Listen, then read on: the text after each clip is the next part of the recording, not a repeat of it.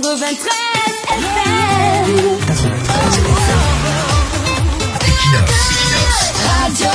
Bonjour. Aucune nation au monde n'a encore connu une évolution réelle avec le mensonge, la mauvaise foi et la manipulation de l'opinion. Il y a un temps pour la campagne électorale où on peut raconter des choses infondées juste pour plaire à la population et escroquer son vote. Il y a un temps pour la gestion de l'État, c'est-à-dire résoudre les problèmes de la population à partir de la réalité sans langue de bois. Mais au Cameroun, il n'y a pas ce distinguo. Les gens continuent de mentir comme il n'est pas permis. Les gens continuent de se comporter comme s'ils étaient toujours en pleine campagne électorale où il faut mentir pour plaire et manipuler. À l'occasion de cette rentrée scolaire, c'est des tonnes de mensonges qui sont encore produites. Ils vous disent que tout va bien, tout est ok. Or au fond, ça bouillonne, ça continue de bouillonner ou alors le bouillonnement est en gestation. La rentrée scolaire croupit sous le coup de plusieurs tensions, mais ils font croire à l'opinion que tout va bien. Ce sont des oiseaux de mauvais augure, les déstabilisateurs qui veulent juste faire de l'agitation. Tout ceci, lorsqu'ils réalisent qu'ils sont mis à nu, ils sont en train d'être mis à nu, ils sont pris la main dans le sac, en pleine manipulation flagrante des masses. D'abord, ils vous disent que la rentrée serait effective sur l'ensemble du territoire national, donc dans toutes les localités des zones anglophones, qu'il n'y a plus d'insécurité là-bas, tout a été maîtrisé. Or, c'est faux, pur et simple mensonge. Ils savent pertinemment que plusieurs zones sont encore sous la menace des attaques. Ils savent que plusieurs localités n'ont pas encore connu le retour des populations. Ils savent que dans plusieurs localités, les responsables administratifs, élus locaux et chefs traditionnels sont encore obligés de vivre hors de leur localité. Qu'il n'y a pas de retour à la normale dans certaines localités, mais des gens font le choix du mensonge. Ensuite, la menace des enseignants de l'OTS qui continue de peser. Les gens incapables de gérer une petite revendication sociale comme celle-là vous disent que tout est ok. Les enseignants ne projettent rien.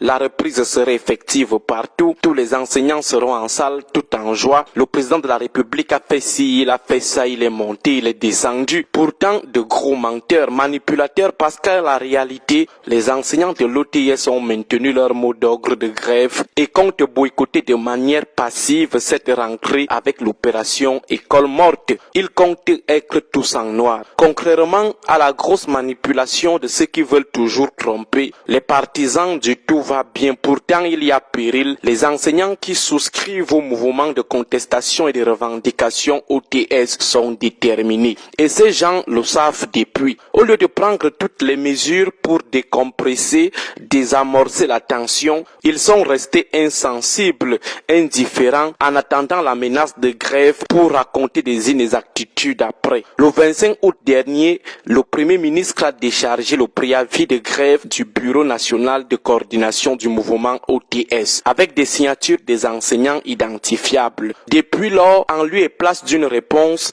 on a plutôt servi des manœuvres de manipulation de l'opinion. On attend, comme la dernière fois, à envoyer les sous-préfets et gendarmes aller menacer les enseignants dans leurs établissements et devant leurs élèves. Ils attendent que le mot d'ordre de grève soit largement suivi pour poser la responsabilité sur l'opposition ou accuser ceux qui attirent leur attention sur leur mauvaise foi légendaire qui consiste à faire recours à la duperie, les fausses promesses et la propagande pour éviter de résoudre les problèmes des Camerounais dans le fond. Et le mensonge le plus flagrant, c'est lorsqu'ils chantent partout que l'État, le gouvernement a déjà répondu aux lamentations des enseignants et qu'il n'y a plus rien à revendiquer. Ils font référence aux solutions mesurettes engagées contre leur gré et sous la pression juste pour calmer la grogne en 2022 et duper les enseignants à nouveau. Peut-être vous vous souvenez encore du professeur d'éducation physique Amidou en service au lycée de Beka, département du Faro, région du Nord, décédé le 8 mars 2022 en plein mouvement OTS après avoir passé 10 ans sans matricule, sans salaire,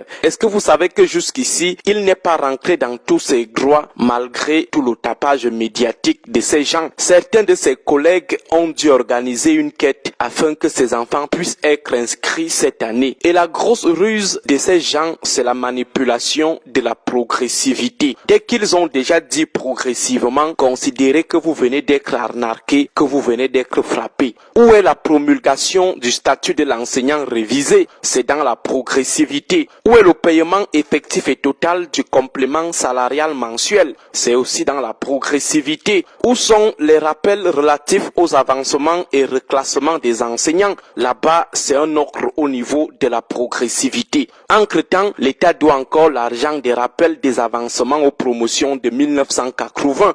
C'est-à-dire qu'il y a encore des enseignants qui n'ont pas toujours perçu leur argent depuis 43 ans. Nos gens sont simplement formidables. Vivement un colloque national sur le thème « Un enseignant mieux traité pour un enseignement de qualité ». Bonne semaine à tous. 93 FM.